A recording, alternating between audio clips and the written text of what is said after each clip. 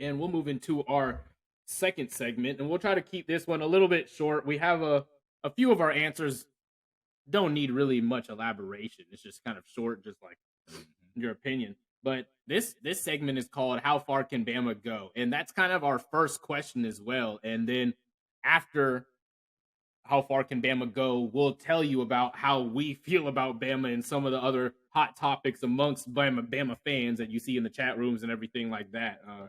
And for you Bama fans, you might know this guy, just maybe. And You know me. You know me. you know him. And um, first, I just want to ask, like, we kind of disagreed on this. How far can Bama go with what we've said already and what you've seen from the team this year? How far? What's Bama's ceiling in terms of championship, playoff, SEC, all that stuff?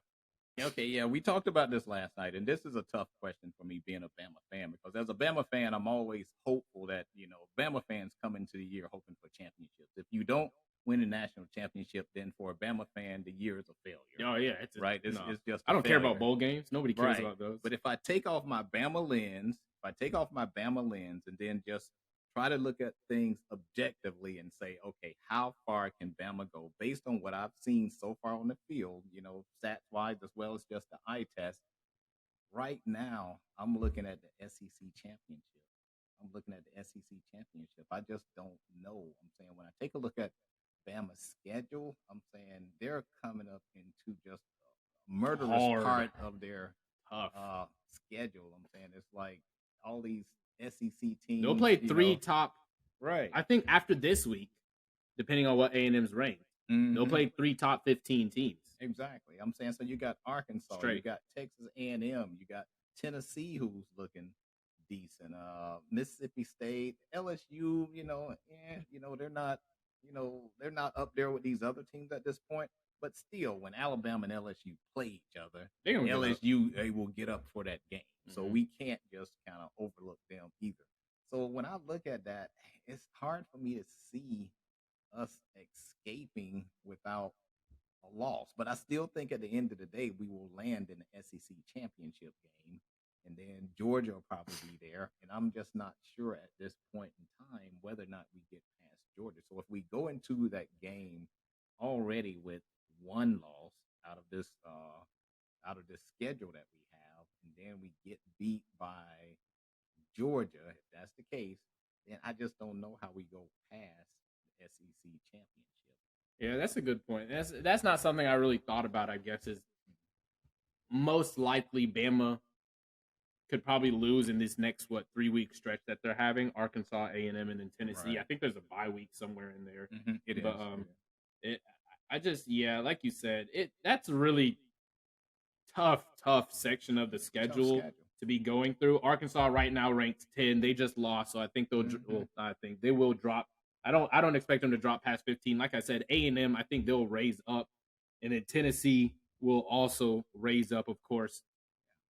And it is Ole Miss at some point. Ole Miss right now is ranked 16. Exactly. So and they look like they're pretty good so far too. So and two teams you can't sleep on. Mississippi State's only lost one game so far this season, and LSU has only lost one game so far this season. So Bama doesn't play a game for the rest of the season where they play a team that has more than one loss. Yeah, it's a very tough schedule. So that's what makes me like, although I'm a Bama fan and I'm hoping for the best, if I just take off that Bama lens, like I said, and just kind of look at it objectively, I just don't know, And then this was what I was thinking is like, just due to how things work, A&M and Arkansas are in the West.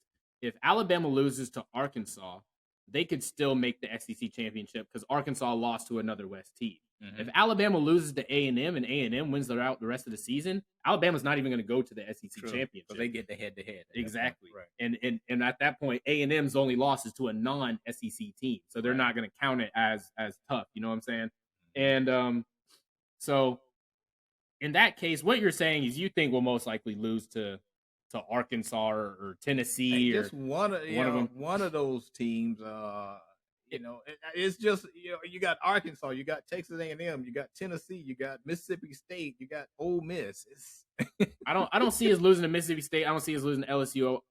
Ole Miss is a little tougher, and then we'll talk about this later. Is which team are you most scared of? And there's a lot of teams to be scared of, but in my opinion, this is what I feel as if Bama just finds ways to win. There was last year against A&M, they didn't find a way to win.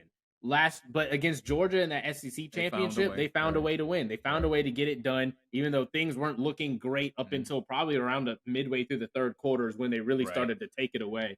And so I just that's the only thing I have trust in, honestly, is the fact that one, Bryce Young and Will Anderson, and then two, Nick Saban and finding a way to win and being Alabama. I don't see Arkansas beating us because Arkansas doesn't have any defense.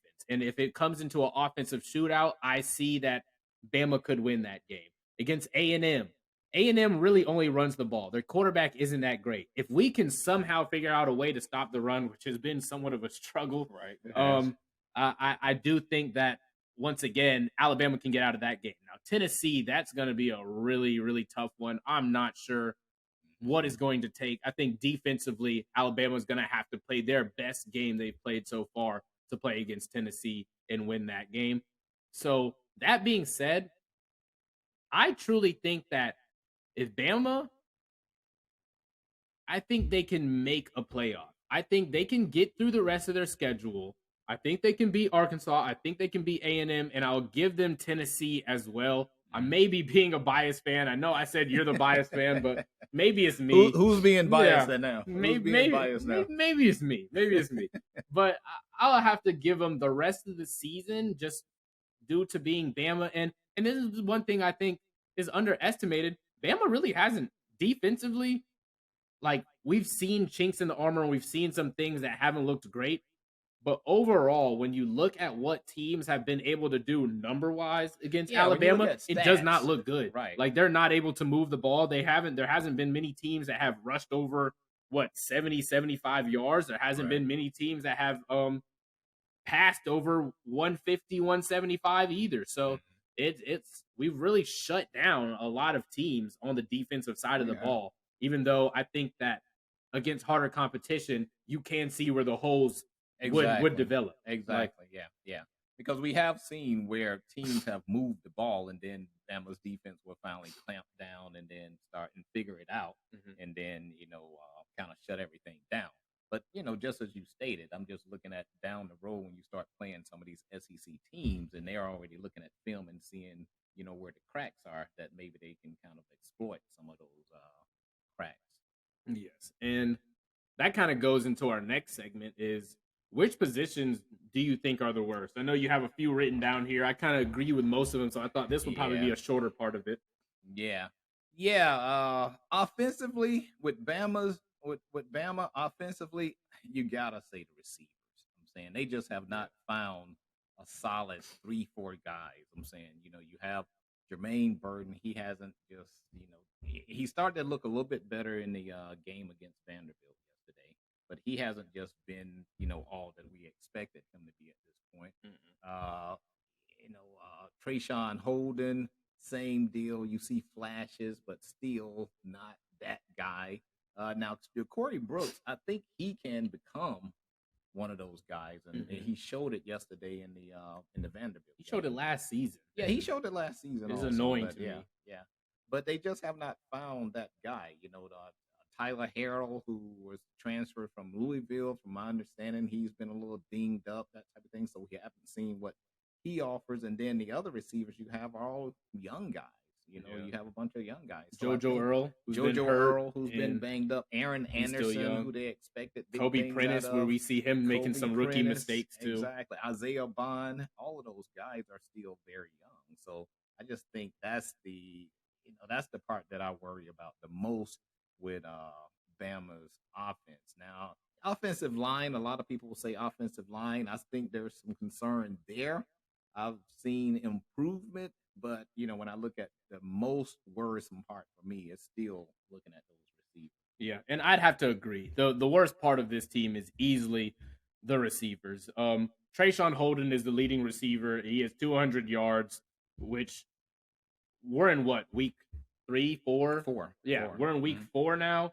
That's unheard of for Bama receivers. So there would be at least one receiver that has maybe 300, maybe 400 yards in most seasons. And it's just this year, it's just been such a drop off to go from Judy, Waddle, Smith, Ruggs, Jameson Williams, John Mechie, even some of the other guys that just weren't top names, but we're still getting it done and stuff like that. Yeah, we've had Calvin Ridley, DeAndrew White, Julio, Amari Cooper, and then right now, you can't sit here and look at Alabama and look at the receivers and say, oh yeah, that's the guy that is going to be whooping us this year. Right. That's the guy that we're going to have defenses have to scheme against. No one schemes against anything on Alabama's defense except for on Alabama's offense except for Bryce Young. That's the only person you really have to scheme for, and that's just making sure you keep them contained a little bit. But honestly, I would say that right now it's Trayshawn Holden, and then our second leading receiver, Jahmyr Gibbs. That's the running back, and that's the running back. That's the running back. So it just doesn't make sense. And right now, Trayshawn Holden, like I said, leads in yards, 214, leads in touchdowns with 4. But in my opinion, Ja'Cory Brooks has to be on the field. I don't know what it is. I agree. This is and it kind of goes into the same thing, which will be our next segment. But I'll just tap on it. Like, kind of goes into the same thing with our problem with Bill O'Brien. There's certain guys that don't play that should. This is what happened last year. Jameson Williams was playing a lot. John Mechie was playing a lot. But remember, we kept saying, where's Agiye Hall? Where's Trayshawn? Where's Ja'Cory Brooks? Right now, we're relying so heavily on 2 receivers. What happens if they get shut down? Right. And it happened. That's what they both got hurt. Yeah. They both got hurt, and we had nobody. It was done. Yeah, so, when they brought the other guys out at that point in time in that championship game, they weren't ready. The lights were too bright at that. They hadn't played ever. Yeah. So Agiye Hall, all of them were dropping balls all over the place. Yep, and it didn't look good. So, but to me, Ja'Cory Brooks has to be on the field. Ja'Cory Brooks, we've seen multiple times, even last year against Auburn, where he was able to put up a good drive with Bryce Young that ended up winning us that game with the last touchdown pass to Mechie and everything like that. But most of that drive was Ja'Cory Brooks. So I think Ja'Cory Brooks has the most chemistry on the field from what I've seen out of any receiver that Bama has right now. But for some reason, wasn't really playing the first two and a half games for some reason. So right now, I think Ja'Cory Brooks has to be on the field. You can switch in Burton and Trayshawn, but once Tyler Harrell and JoJo Earl needs to come back, one of those guys need to be on the field. And one of those guys need to be on the field in the slot. And then after that, on the other side, you can see who's better, Burton or Holden. I'm leaning towards Burton, but I'm leaning more toward Burton. I'm saying because I don't know if Burton is a number 1 guy, number 1 receiver. I think Burton needs somebody on the other side to take the attention off of him. I agree. So if you put Ja'Cory Brooks on the other side and then you put Burton on the other side, I think that makes him more productive. But like you said, that person who's going to be in that slot position, I think has to end up being. I'm not sure what's going on with some of these other guys, but I think eventually it has to either be Tyler Harrell or JoJo Earl. Now, from what I understand, maybe Kobe Aaron Anderson, they could probably switch them out a little bit, but I think the main guy probably needs to be Harrell or JoJo Earl, and then they kind of play with the other positions because you definitely need somebody who can take the top off. We don't have a deep threat at this point in time. No, we don't. Now, Ja'Cory Brooks showed that he can, maybe, take some deep balls sometimes, but he's not just a guy who's just speedy and who's going to just take the top off. To me, Ja'Cory Brooks is more sound mechanically. He can run routes really well. He can beat you off the line. He can beat press coverage and do those types of things. Trayshawn Holden, he's more of our big body, which is I think why he has a lot of touchdowns. And they can continue to use him that way, but I don't want to see him on the field for a whole drive when he can't even outrun a linebacker. It doesn't make sense for him to be out there. He can't get open in coverage. So, right now, like we said, receivers, and then wanted to touch on this before we go into the next segment. The last, and I'll say this, the corners is the second position that we struggle at the most. But I think there's an area of the defense that we struggle at the most, and that's the middle of the defense. You go down the middle. Defensive weakness now? Yeah, exactly. Right. If we go down the middle, linebackers, there's so many things that happen between the hashes or between the tackles for us that is just ridiculous. Teams should not be running the ball up the middle on us and getting 5-6 yards at a time. Teams shouldn't be able to throw to their tight ends and their receivers between the hashes where our linebackers and safeties should be. I don't understand what is going on in coverage, but those guys just aren't there. And it seems like the middle of the defense is such a struggle area, and I want to see that improve somehow. Yeah, I agree. I'm saying when it comes to the biggest concern with defense, for me, it's also the corners. I'm saying the corners they can't, that's why you've seen them just rotating guys all over the place. The only guy that seems to have solidified his position is Kool-Aid. Kool-Aid on one side, in one of the corners. But then on the other side, you can't figure out if it's going to be Terrion Arnold. You can't figure out if it's going to be Kareem Jackson or Eli Ricks. Right now it seems like Terrion Arnold is getting most of the play, but they just have not solidified those positions where you got those guys who are just solid there. So I think that's the main part. Exactly. And then other than that, I would say number 2, would be the defensive line. Just seeing more consistency in terms of stopping the run and all of that kind of good stuff. I would love to see Jaheim Otis in a little bit more, number 91. Burrows. Yeah, and Burrows. Yeah, I would love to see those guys playing a little bit more. God bless DJ Dale, but a lot of times his play is a little bit inconsistent in my opinion. Yeah. So I would love to see Otis and Burrows, those guys, get a little bit more time on that defensive line. Otis, Burrows, and Tim Smith should be the guys that are playing the most on the defensive line, in my opinion. And then after that, you can put in a Boygabeat and DJ Dale switching in. DJ Dale, I think he'll get the benefit of his name of being at Bama for that long. Yeah, exactly. He's been that long, and he gets his name. And I wouldn't doubt if he somehow slips into the first round of the draft, because he's Alabama and he's DJ Dale and he played nose tackle for this long, and they do it every year. But yeah, like you said, I think that D line needs to get better, and then corners, it's just a carousel. It came into the year thinking that Kyrie Jackson was going to be the guy. He looked like he could be solid last year after we had some guys go down and Josh Jobe and everything like that, and he did well in that Cincinnati game. And then he came out this season and he was just making mistakes. He was kind of getting a lot of pass interferences and stuff like that. And Terrion Arnold has looked solid so far. He's looked solid. So I like what I've seen from Terrion Arnold. I'd like him to be a little bit more consistent. Yeah. And then after that, I would like to see maybe someone challenge Kool-Aid for his spot, because he's struggled a lot. I'm not sure why it seems that Kool-Aid is not being challenged at his position, because from what I see on the field, Kool-Aid gets lost. I'm saying he's physical. He's a physical corner, but to me, he still gets lost when the ball is up in the air. I'm saying he still doesn't get his head turned around, and it ends up being a pass interference call a lot of times. So I would love to see the combination of Terrion Arnold and Eli Ricks playing. Now, Eli Ricks, from what I understand, he's still trying to learn the playbook a little bit, plus having some dings here and there. But I would love to see what that combination looks like. He's supposed to be one of our fastest players too. Right. So moving into our next segment, and moving into our next one, I was trying to think maybe we could skip one, but I'll keep him and just try to make it short. Bill O'Brien.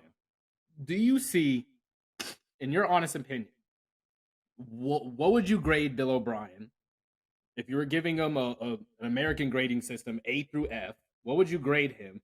And then after that, do you think Bill O'Brien remains on this team if Alabama doesn't make a championship or playoff? Well, first, in terms of grade, I really can't give Bill O'Brien more than, I'm struggling between a C+, B-, somewhere in there. I would say somewhere in that range. I would agree. Yeah, because I think that Alabama has won games in spite of Bill O'Brien, just because they have more talent than a lot of these teams. So I haven't seen, Bill O'Brien being an innovative coach like a Sark or Lane Kiffin or someone like that, or even Mike Locksley.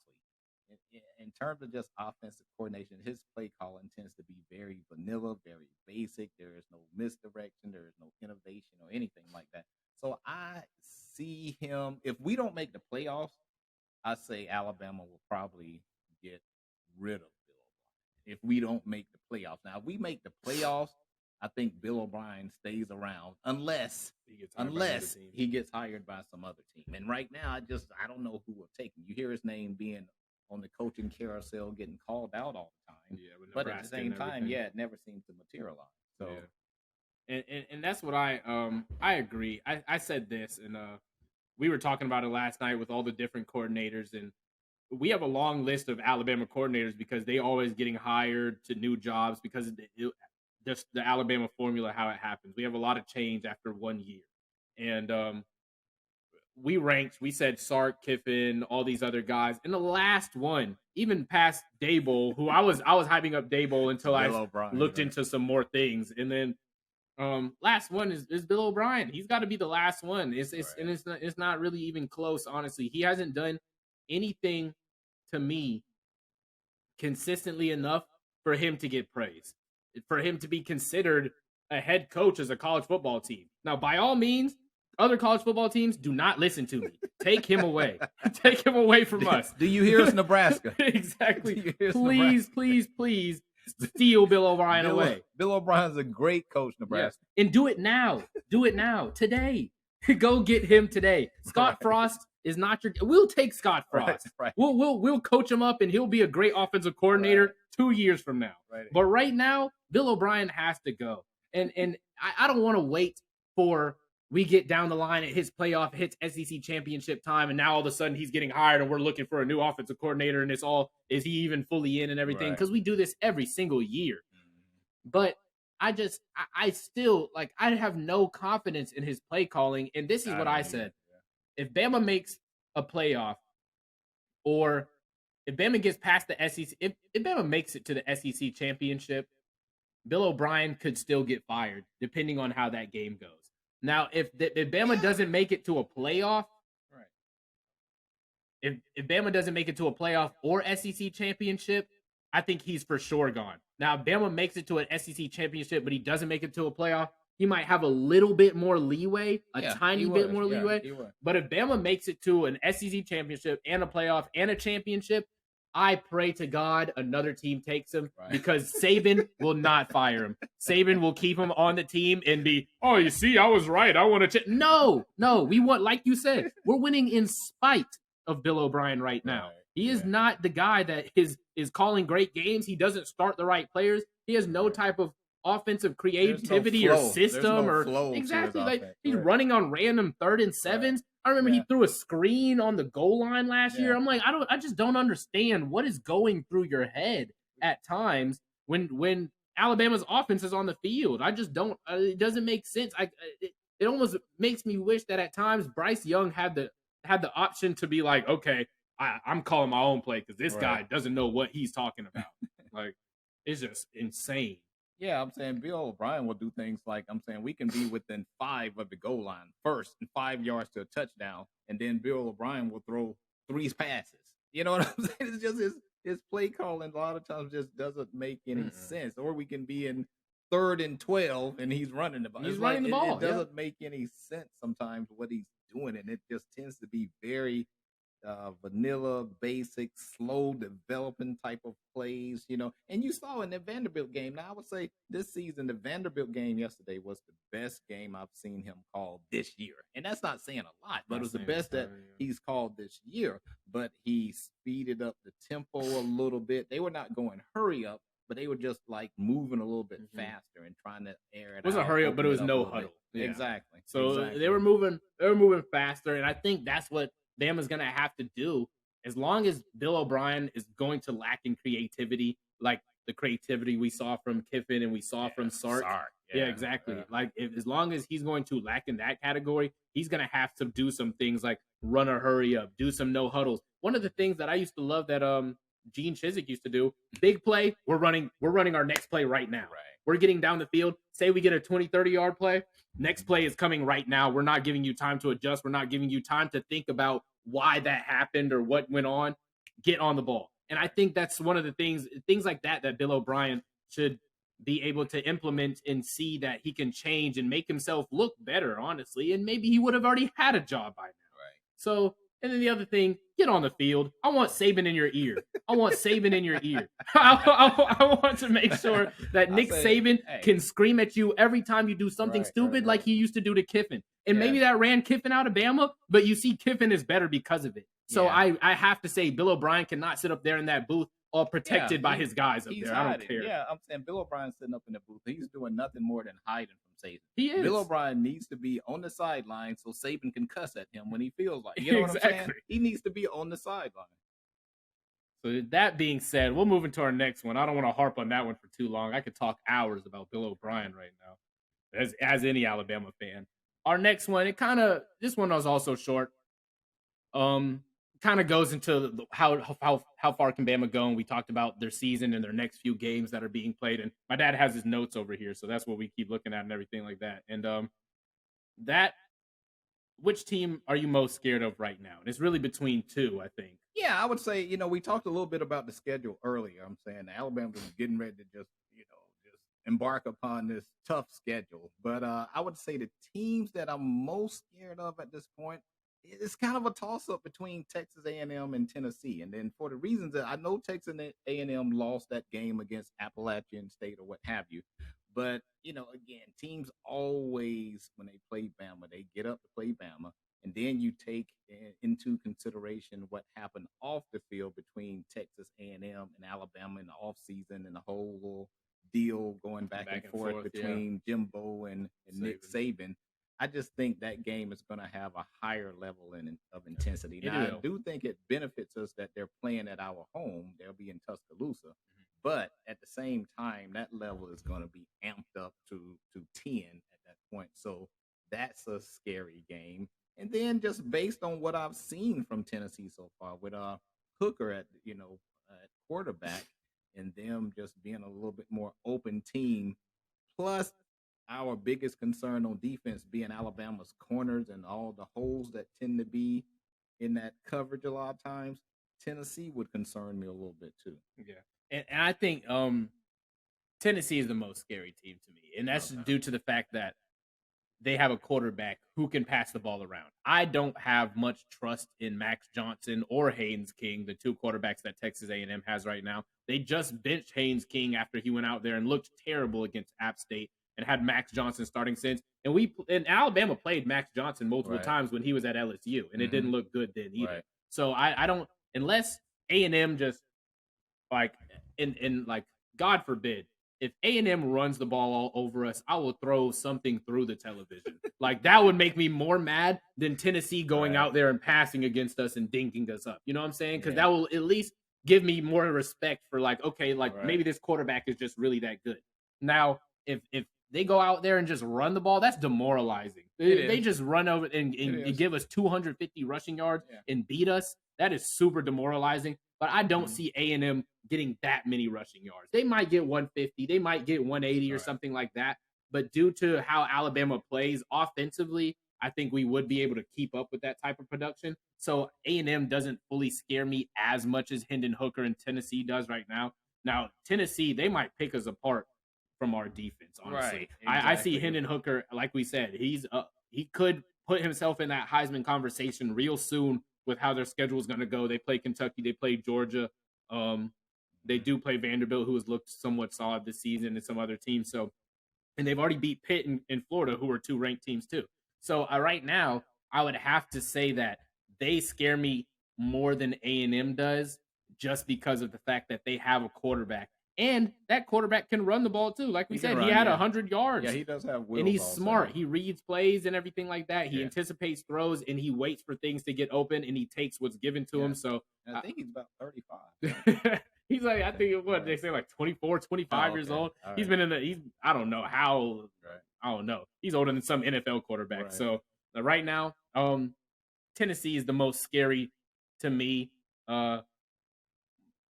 A&M's closer because they have I think they might have a little bit better defense than Tennessee, but I'm not really scared of their defense as much as I'm scared as another team having a good offense. Yeah, Texas A&M, like I said, they're still in the conversation for me also, just because they're playing, like their lives depend on it. Oh, yeah, because they already had that loss against Appalachian State, right? So they cannot have another loss. Yeah, so in addition to all the things that I just mentioned previously, they're also playing for their life. They're desperate. Yeah, exactly. So that scares me too, when you have a team playing out of desperation like that. Mm-hmm.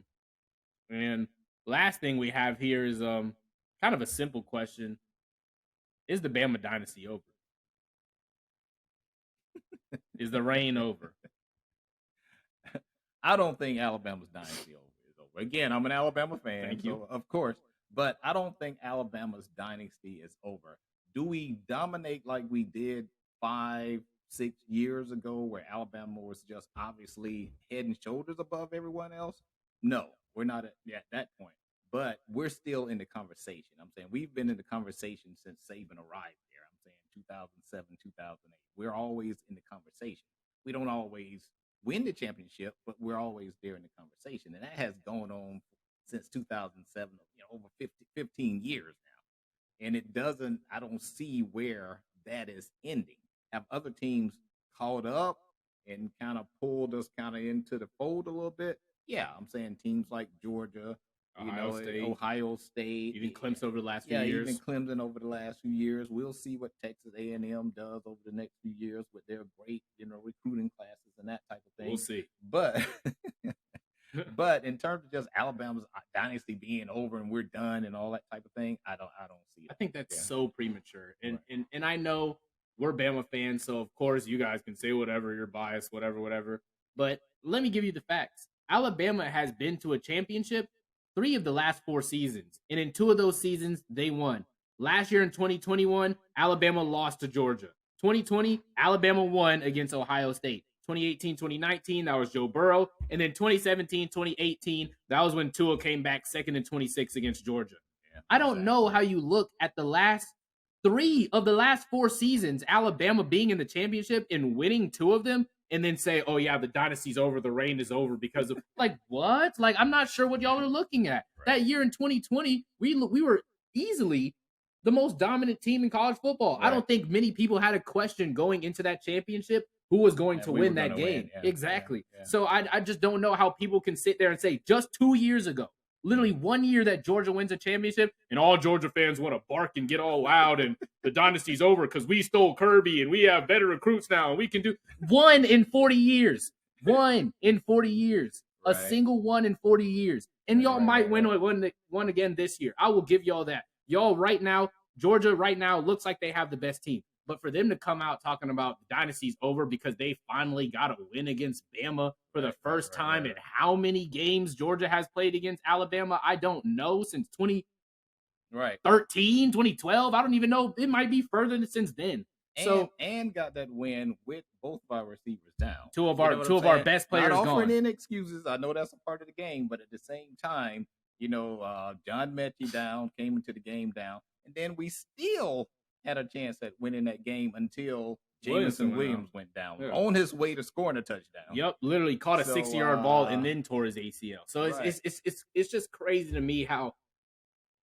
And I say Georgia because it seems like Georgia fans who say this the most. I don't really see many other people that are just like the dynasty's over. Like you said, the dynasty is not over, but I will say Alabama's time of just being dominant and being the team where you just look at them and you're like, I don't know how we can beat them this year. Like that is over. I will say that. That's no longer going to be the case because teams know how to recruit better. The NIL deals, the transfers, there's not going to be many players that just sit on Bama for 5 years and wait. These players are going to other schools. They're choosing other schools off rip and everything like that. So I think just recruiting wise, other teams are getting better and it's getting diverse. Just losing coaches and stuff like that also has hurt us. Coaches. That's what I think. That's also hurt us. Losing Kirby and everything like that. That was a big loss. But I give credit to Georgia for that. But I just don't see how the dynasty is over. When you go to 3 of the 4 championships in the last 4 years, that doesn't make sense. That's not logical. And honestly, I think most of the time that comes from people who are hopeful that the dynasty is over. I'm saying it doesn't come from a lot of Bama fans. It comes from people who are Bama haters, and then those people are hopeful that the dynasty is over. But in terms of that being an actual thing, I just don't know if we're at that point yet. Mm-hmm. We're still in the conversation, and right now I don't see in the near future where we would not be in the conversation from year to year. And to me, a lot of it is recency bias because the week I heard this the most after, Texas. Right. We looked tough against Texas. It didn't look good. Of course, Georgia's going out and beating nobody Cupcake State by 50. So now all of a sudden the dynasty's over. What are you watching? Please take a step back. Y'all just had a tough game against Kent State. reevaluate, and everyone can come back and say, like we said at the beginning of this episode, there's no team that's dominant above anybody right now in college football. So we'll see what it turns out for the rest of this season. But point blank period, Dynasty is not over when you go to 3 championships over the last 4 years. No one else has done that. I don't know who else would be having a dynasty right now. Exactly. So, and that's it for this part of the episode. We'll do our last ranking show. I'll try to make that one quick because I know I've held this guy forever now. This one lasted an hour. So, deuce, and we'll be right back. All right, we'll see you.